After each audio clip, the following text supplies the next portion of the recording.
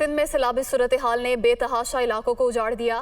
7 के करीब ऐसा ही एक इलाका लकी शाह सदर भी है, जहां के मकीन पूरा इलाका ही डूब जाने के बाद बेआसरा सड़कों पर दरबदर हैं। इलाके में एक घर भी नहीं बचा। सूरत हाल से आगाह करेंगे नुमाइंदा दुनिया न्यूज़ मोनिस अहमद।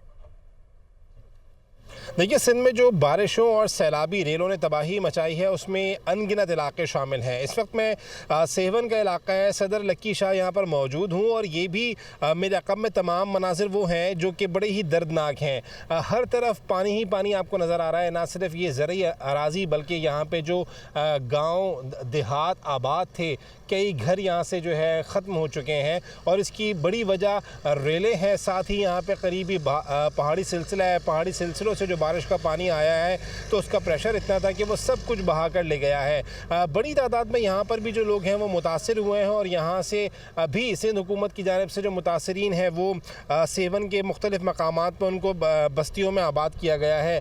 यहाँ पे कुछ लोग मौजूद हैं, इनसे बात करने की कोशिश करते हैं। बेटा ये बताइए, यहाँ पे कितने घर थे, अंदाजन कितनी तबाही हुई है? ये तबाही, बहुत तबाही हो गया है। देखो उसमें 40-50 घर से वो लोगों को है उसमें गिर गया, सारे बाहर निकल गया। क्या नुकसान ज़्यादा हो गया, नुकसान ज़्यादा हो गया। देखिए, यहाँ पे जो लोग हैं वो खासे परेशान हाल नज़र आते हैं। अरबों रुपए खरबों रुपए का नुकसान तो इंफ्रास्ट्रक्चर की सूरत में हुआ है, लेकिन इंसानी जान का भी बहुत ज़्यादा नुकसान हुआ है।